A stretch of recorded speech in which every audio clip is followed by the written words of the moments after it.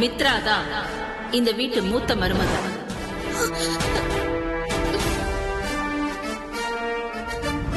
வர டிசம்பர் 12ஆம் தேதி ஆதிக்கும் மித்ராவுக்கும் கல்யாணம்.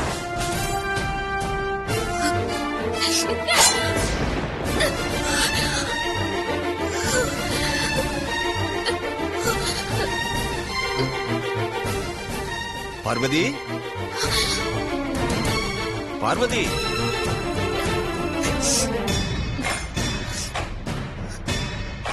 உள்ளதா இருக்கியாமா?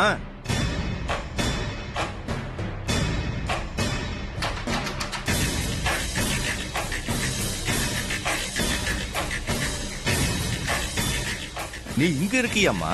அம்மா, பெரிய தம்பிக்கு கல்யாணம் முடிவாயிடுச்சுமா. அம்மா கல்யாண தேதியை முடிவு பண்ணி வீட்டுக்கு வர போற மூத்த மருமகளை இப்பவே கையோட கூட்டிட்டு வந்துட்டாங்க.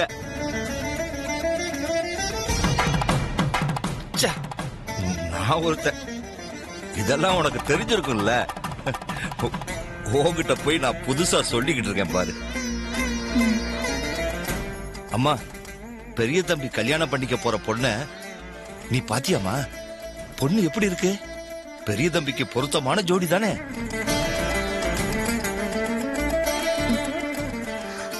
ஆமாப்பா, பெரியய்யாக்கு பொருத்தமான ஜோடிதான். அம்மாவோட செலக்ஷன் ஆச்சே, பொருத்தம் இல்லாம இருக்குமா? எப்படியோ இத்தனை நாள தள்ளியே போய்கிட்டு இருந்த பெரிய தம்பியோட கல்யாணம் அடுத்த மாசம் நம்ம ஊர் திருவிழா கணக்கா ஜாம் ஜாம்னு நடக்க போகுது. மனசுக்கு ரொம்ப சந்தோஷமா இருக்குமா.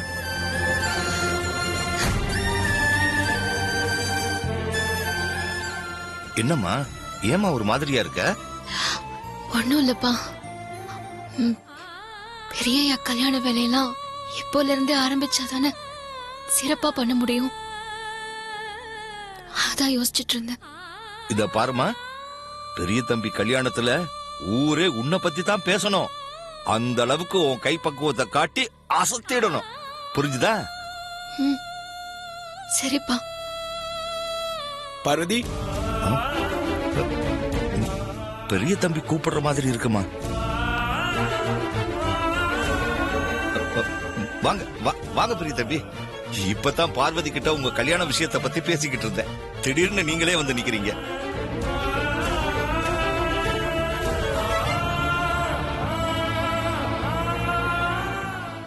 சொல்லுங்க பெரிய தம்பி, வெளியே போகணுமா இல்ல அம்மா என்ன கூட்டிட்டு வர சொன்னாங்களா? அம்மா கூட்டிட்டு வர சொல்ல, நான் தான் கொஞ்சம் வெளியே போகணும். அப்படியா? போலாம் தம்பி, வாங்க. இல்ல, நீங்க இருங்க சுந்தரம், பார்வதி வந்தா போதும்.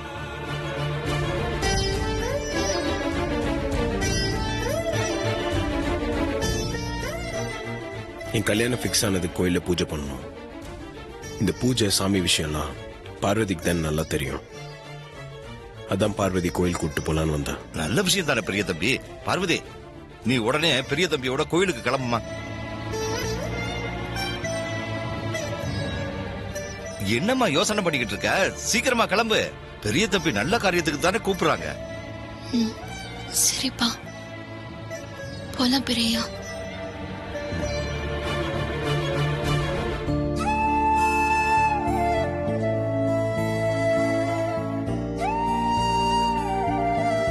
கடவுளே, எல்லாம் நல்லபடியா நடக்கணும். டிசம்பர் 12 மேரேஜ் டேட் பிக்ஸ் பண்ணிருக்காங்க. ஆண்டி திடீர்னு இப்படி ஒரு முடிவு எடுப்பாங்கன்னு நாங்க யாருமே எதிர்பார்க்கல மம்மி. மம்மி, நான் அப்புறம் கூப்பிடுறேன். வாங்க ஆண்டி. என்ன நெக்லஸும் கைமா வரீங்க? புதுசா பர்ச்சேஸ் பண்ணீங்களா? பர்ச்சேஸ் பண்ணல, பரிசா கிடைச்சது. பரிசா கிடைச்சதா? டைமண்ட் நெக்லஸ் மாதிரி இருக்கு. யார் பரிசா கொடுத்தா? ஆண்டியா? அகில் அக்கா கிட்ட இருந்து எனக்கு எப்பவும் திட்டு தானே கிடைக்கும். வைர நெக்லஸ் எல்லாம் கூட கிடைச்சிருமா என்ன? அப்போ இந்த நெக்லஸ் உங்களுக்கு யார் பரிசா தந்தாங்க ஆண்டி? இந்த வீட்டுக்கு புதுசா ஒருத்தி வந்திருக்காளே, மூத்த மருமகன் சொல்லிக்கிட்டு, மித்ரா. அவதான் எனக்கு பரிசா கொடுத்தா. Super aunty. அதுக்குள்ள மித்ராவோட மனசுல இடம் பிடிச்சிட்டீங்களா? நானே ரொம்ப கோவத்துல வந்திருக்கேன் ஐஸ்வர்யா. நீ வேற என்ன வெறுப்பேத்தாத. வெறுப்போட வந்திருக்கீங்களா? என்ன சொல்றீங்க ஆண்டி? யார் மேல வெறுப்பு? எதுக்காக வெறுப்பு? அதான் இப்ப சொன்னனே, எல்லாம் அந்த மித்ரா மேலதான் எனக்கு கோவம். என்ன ஆண்டி சொல்றீங்க? மித்ரா எவ்ளோ ஆசையா உங்களுக்கு வைர நெக்லஸ பரிசா கொடுத்திருக்கா. அவ மேல உங்களுக்கு என்ன வெறுப்பு? ஐஸ்வர்யா, நீ நினைக்கிற மாதிரி அந்த மித்ரா ஒன்னும் ஆசையா எனக்கு இந்த வைர நெக்லஸ பரிசா கொடுக்கல. என்ன அவமானப்படுத்துறதுக்காக கொடுத்திருக்கா. அவமானப்படுத்துறதுக்காக கொடுத்த பரிசா? நீங்க என்ன சொல்றீங்கன்னு எனக்கு புரியல ஆண்டி. ஏதோ இந்த வீட்டுக்கு அவ புதுசா வந்திருக்காளே, மூத்த மருமகன் வேற சொல்லிக்கிறாங்களே, சரி நாம போய் பழகி பேசுவோம் அப்படின்னு சொல்லிட்டு பேசி பார்த்தேன். ஆனா அவ ரொம்ப திமிர் பிடிச்சுள்ள இருக்கா ஐஸ்வர்யா. அவளை பார்த்தா அப்படி தெரியலையா ஆண்டி? நானும் அப்படிதான் நினைச்சேன். கிட்ட போய் பேசி பார்த்தா தானே தெரியுது ஒவ்வொருத்தர் லட்சணமும். நியாயமா அவ என்ன பண்ணிருக்கணும்? இந்த வீட்டுக்கு வந்த மருமக அப்படின்னா சின்ன மாமியாரு என்கிட்ட அவளை தானே வந்து பேசிருக்கணும். அதான் மரியாதையும் கூட. ஆனா அவ அப்படி பண்ணலையே. நான் அத கொஞ்சம் கூட மனசுலயே வச்சுக்காம நானே அவகிட்ட போய் பேச்சு கொடுத்தேன் ஐஸ்வர்யா. அதுவும் எப்படி, நீ என் மருமக இல்லம்மா, என் மக மாதிரி, நான் உன்னை நல்லா பாத்துக்கிறேன் அப்படின்னு சொல்லிட்டு அன்பு பரிசா நான் போட்டுட்டு இருந்த ஏன் மோதிரத்தை கழட்டி அவளுக்கு குடுக்கறேன். அவ என்ன பண்ண தெரியுமா? என்ன பண்ணா? மோதிரம் வேணான்னு சொல்லியிருந்தா கூட பரவாயில்ல ஐஸ்வர்யா. ஆனா அவ என்ன பண்ணா தெரியுமா? என்ன பண்ணான்னு முதல்ல சொல்லுங்க ஆண்டி. சொல்றேன். உங்களோட தகுதிக்கு நீங்க மோதிரம் கொடுக்கும் போது என்னோட தகுதிக்கு நான் வைர நெக்லஸ் தானே கொடுக்கணும்.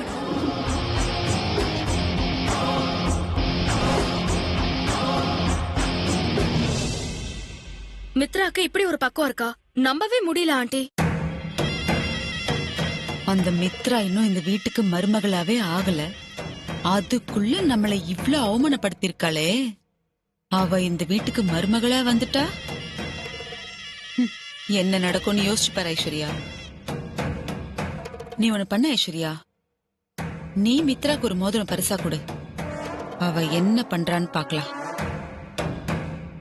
ஓகே ஆண்டி, நீங்க சொன்னபடியே மித்ராக்கு நான் மோதிரத்தை கொடுக்கறேன். அவ என்கிட்ட எப்படி நடந்துக்கிறான்னு பாப்போம்.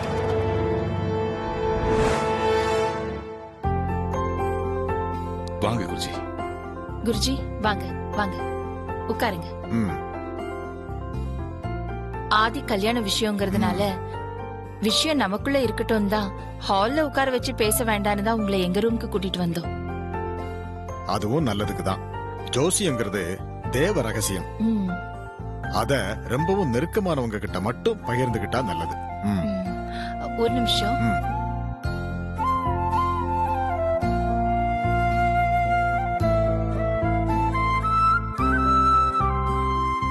இது ஆதி மித்ராவோட ஜாதகம்.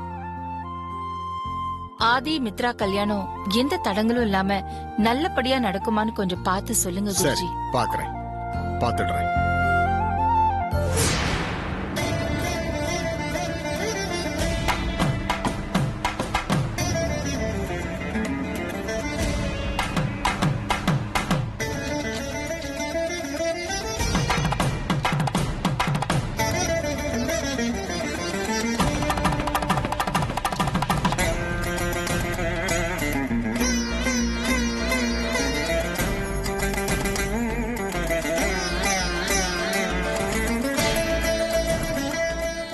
என்ன பார்வதி, எதுவும் பேசாம அமைதியா வர? அம்மா திடீர்னு ஒரு பொண்ணை கூட்டிட்டு வந்து கல்யாண தேதி சொன்னதுனால உன் மனசுக்குள்ள ஒரு பயம் வந்துருச்சு, அப்படிதானே? உன் பயம் நியாயமானதுதான், ஆனா தேவையில்லாதது.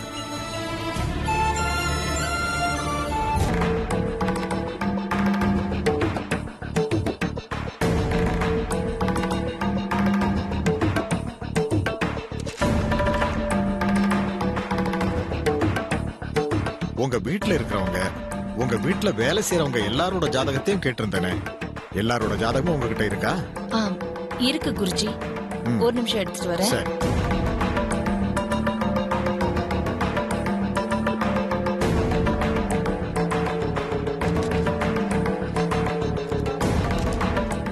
எங்க குடும்பத்துக்கு சம்பந்தப்பட்டவங்க, வீட்டுல வேலை செய்யறவங்க எல்லாரோட ஜாதகமும் இதுல இருக்கு. இங்க வச்சிடுறேன். நல்லது நல்லது. ஆதிமித்ரா ஜாதகம் எப்படி இருக்கு குருஜி? அந்த ஜாதகத்துல எந்த பிரச்சனையும் இல்லையே? கொஞ்சம் பொறுத்துருங்க, எல்லாத்தையும் அலசி பார்த்துட்டு அதுக்கப்புறம் மொத்தமா சொல்லிடுறேன்.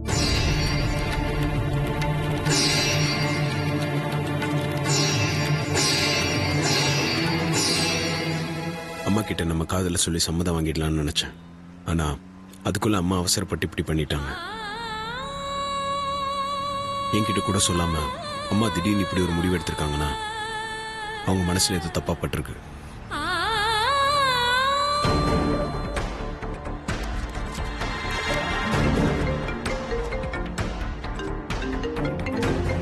எங்க அர்ஜென்ட்டா ஒரு கால் வந்திருக்கு, நான் பேசிட்டு வந்துடுறேன்.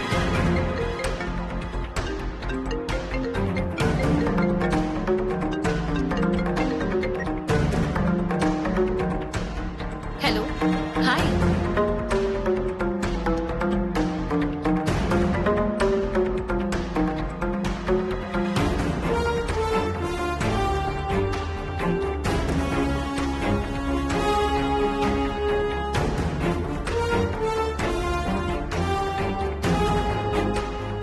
இந்த 2 ஜாதகத்துக்கும் தான் கல்யாண பிராப்தம் இருக்கு.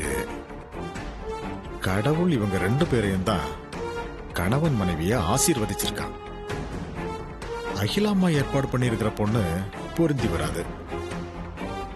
இத எப்படி அகிலாம்மா எடுத்துக்கிட்ட சொல்றது?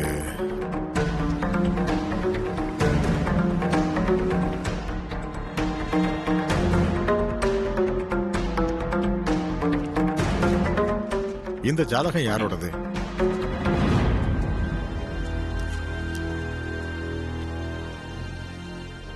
இது எங்க டிரைவர் சுந்தரத்தோட பொண்ணு பார்வதியோட ஜாதகம்.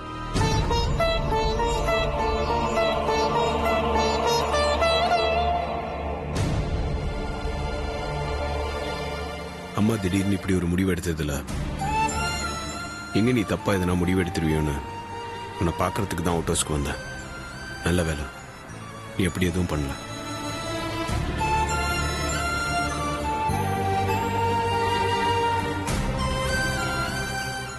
என் மேல உனக்கு இருக்கிற நம்பிக்கைனால தான் நீ எந்த தப்பான முடிவுக்கும் போலன்னு நினைக்கிறேன்.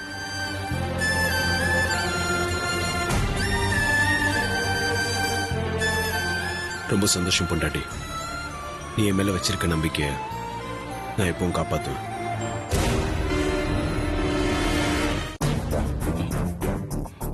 குருஜி, என்ன விஷயம் சொல்லுங்க.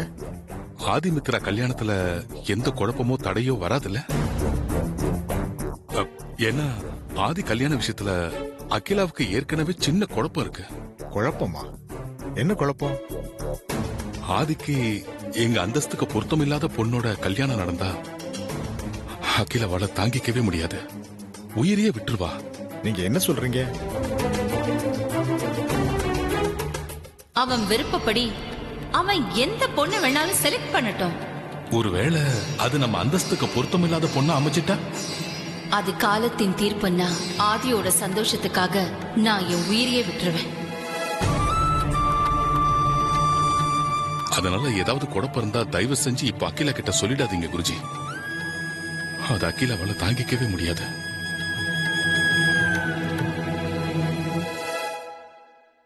ஓகே, பாய்.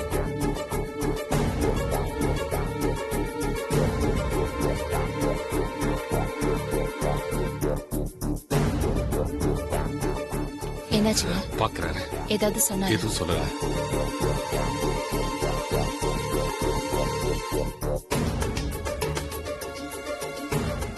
எல்லா ஜாதகத்தையும் நல்லா ஆராய்ச்சி பார்த்துட்டேம்மா. இந்த தடவை ஆதியோட கல்யாணம் நிச்சயம் நடந்தே தீரும். நீங்க ஏற்பாடு பண்ணிருக்கிற கல்யாணம் எந்த ஒரு குழப்பமும் இல்லாம நல்லபடியா நடக்கணும்னா நீங்க ஒரு காரியம் பண்ணணும். என்ன பண்ணணும்னு சொல்லுங்க குருஜி, கண்டிப்பா பண்ணிடுறோம். உங்க விருப்பப்படி நீங்க ஏற்பாடு பண்ணிருக்கிற கல்யாணம் நடக்கணும்னா கல்யாணம் முடியற வரைக்கும் இந்த ஜாதகர் வீட்டுக்கு வராம பாத்துக்கணும்.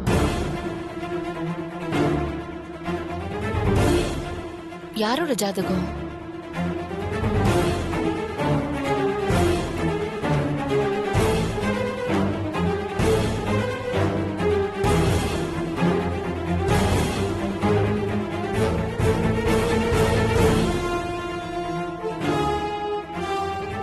பார்வதி. பார்வதி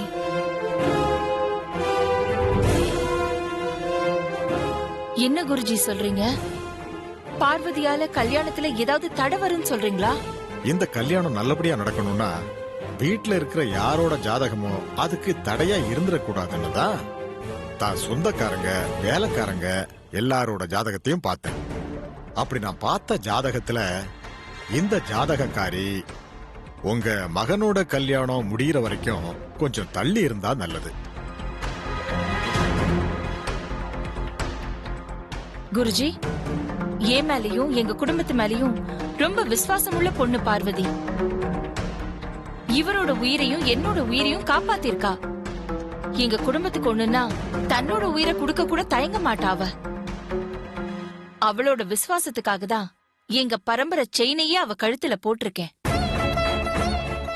அது மட்டும் இல்ல குருஜி, ஆரம்பத்துல இருந்தே ஆதியோட கல்யாணத்துல எல்லா வேலையும் அவளே செய்யணும்னு சொல்லிட்டே இருக்கா. ரொம்ப தங்கமான பொண்ணு. அப்படிப்பட்ட பார்வதிய கல்யாணம் முடியற வரைக்கும் வீட்ல இருந்து தள்ளி வைக்க சொல்றீங்களே குருஜி. நீங்க சொல்றதெல்லாம் சரிதான். ஆனா விதி பார்வதி ரூபத்துல தடைய கொண்டு வந்தா நாம என்ன பண்றது? அப்போ ஒண்ணு பண்ணுங்க. சொல்லுங்க குருஜி, என்ன பண்ணணும்னு சொல்லுங்க. நான் சொன்ன விஷயத்த அந்த பரமேஸ்வரனே வந்து சொன்னா நம்புவீங்கல்ல? உங்க மேல எங்களுக்கு முழு நம்பிக்கை இருக்கு குருஜி. அதே மாதிரி பார்வதி மேலயும் நம்பிக்கை இருக்கு. சரி, நான் சொல்றத செஞ்சு பார்த்துட்டு அப்புறம் நீங்களே ஒரு முடிவுக்கு வாங்க. என்ன பண்ணணும்னு சொல்லுங்க குருஜி.